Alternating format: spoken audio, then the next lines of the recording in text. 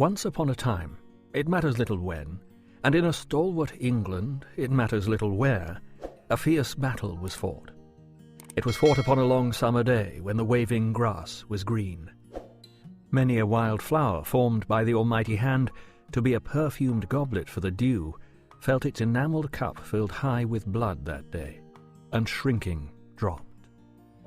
Many an insect, deriving its delicate colour from harmless leaves and herbs, was stained anew that day by dying men, and marked its frightened way with an unnatural track. The painted butterfly took blood into the air upon the edges of its wings. The stream ran red. The trodden ground became a quagmire, whence, from sullen pools collected in the prints of human feet and horses' hoofs, the one prevailing hue still lowered and glimmered at the sun. Heaven keep us from a knowledge of the sights the moon beheld upon that field, when, coming up above the black line of distant, rising ground, softened and blurred at the edge by trees, she rose into the sky and looked upon the plain, strewn with upturned faces that at once at mothers' breasts sought mothers' eyes, or slumbered happily.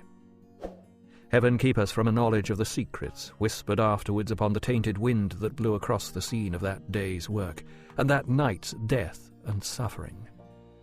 Many a lonely moon was bright upon the battleground, and many a star kept mournful watch upon it, and many a wind from every quarter of the earth blew over it before the traces of the fight were worn away.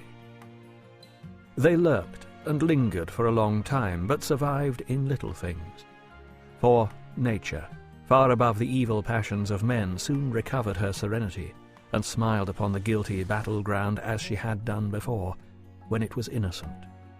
The larks sang high above it, the swallows skimmed and dipped and flitted to and fro, the shadows of the flying clouds pursued each other swiftly over grass and corn and turnip field and wood, and over roof and church spire in the nestling town among the trees, away into the bright distance on the borders of the sky and earth, where the red sunsets faded. Crops were sown and grew up and were gathered in. The stream that had been crimsoned turned a watermill. Men whistled at the plough. Gleaners and haymakers were seen in quiet groups at work. Sheep and oxen pastured. Boys whooped and called in fields to scare away the birds. Smoke rose from cottage chimneys. Sabbath bells rang peacefully. Old people lived and died. The timid creatures of the field, the simple flowers of the bush and garden, grew and withered in their destined times. And all upon the fierce and bloody battleground, where thousands upon thousands had been killed in the great fight. But there were deep green patches in the growing corn at first, that people looked at awfully. Year after year they reappeared, and it was known that underneath those fertile spots, heaps of men and horses lay buried indiscriminately, enriching the ground. The husbandmen who ploughed those places shrunk from the great worms abounding there, and the sheaves they yielded were for many a long year called the battle sheaves and set apart. And no one ever knew a battle sheaf to be among the last load at a harvest home. For a long time every furrow that was turned revealed some fragments of the fight. For a long time there were wounded trees upon the battleground, and scraps of hacked and broken fence and wall where deadly struggles had been made, and trampled parts where not a leaf or blade would grow. For a long time no village girl would dress her hair or bosom with the sweetest flower from that field of death, and after many a year had come and gone, the berries growing there were still believed to leave too deep a stain upon the hand that plucked them.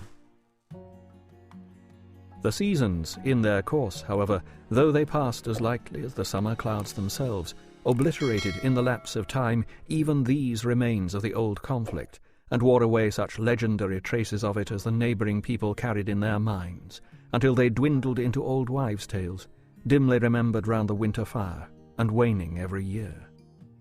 Where the wild flowers and berries had so long remained upon the stem untouched, gardens arose, and houses were built, and children played at battles on the turf.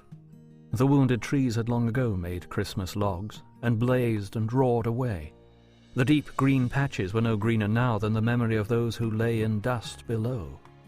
The ploughshare still turned up from time to time some rusty bits of metal, but it was hard to say what use they had ever served, and those who found them wondered and disputed. An old dinted corselet and a helmet had been hanging in the church so long that the same weak, half-blind old man who tried in vain to make them out above the whitewashed arch had marvelled at them as a baby. If the host slain upon the field could have been for a moment reanimated in the forms in which they fell, each upon the spot that was the bed of his untimely death, gashed and ghastly soldiers would have stared in, hundreds deep, at household door and window, and would have risen on the hearths of quiet homes, and would have been the garnered store of barns and granaries, and would have started up between the cradled infant and its nurse, and would have floated with the stream, and whirled round on the mill, and crowded the orchard, and burdened the meadow, and piled the rickyard high with dying men. So altered was the battleground, where thousands upon thousands had been killed in the great fight. Nowhere more altered, perhaps, about 100 years ago, than in one little orchard attached to an old stone house with a honeysuckle porch, where, on a bright autumn morning, there were sounds of music and laughter, and where two girls danced merrily together on the grass, while some half-dozen peasant women, standing on ladders, gathering the apples from the trees, stopped in their work to look down and share their enjoyment. It was a pleasant, lively, natural scene, a beautiful day, a retired spot, and the two girls, quite unconstrained and careless, danced in the freedom and gaiety of their hearts. If there were no such thing as display in the world, my private opinion is, and I hope you agree with me, that we might get on a great deal better than we do, and might be infinitely more agreeable company than we are. It was charming to see how these girls danced. They had no spectators but the apple-pickers on the ladders. They were very glad to please them, but they danced to please themselves, or at least you would have supposed so, and you could no more help admiring than they could help dancing. How they did dance! Not like opera dancers, not at all, and not like Madame Anybody's finished pupils, not the least. It was not quadrille dancing, nor minuet dancing, nor even country dance dancing. It was neither in the old style, nor the new style, nor the French style, nor the English style, though it may have been, by accident, a trifle in the Spanish style, which is a free and joyous one, I am told, deriving a delightful air of off-hand inspiration from the chirping little castanets. As they danced among the orchard trees, and down the groves of stems, and back again, and twirled each other lightly round and round, the influence of their airy motion seemed to spread and spread in the sun-lighted scene like an expanding circle in the water. Their streaming hair and fluttering skirts, the elastic grass beneath their feet, the boughs that rustled in the morning air, the flashing leaves, the speckled shadows on the soft green ground, the balmy wind that swept along the landscape, glad to turn the distant windmill cheerily, everything between the two girls and the man and team at plough upon the ridge of land, where they showed against the sky as if they were the last things in the world, seemed dancing too. Thank you for listening.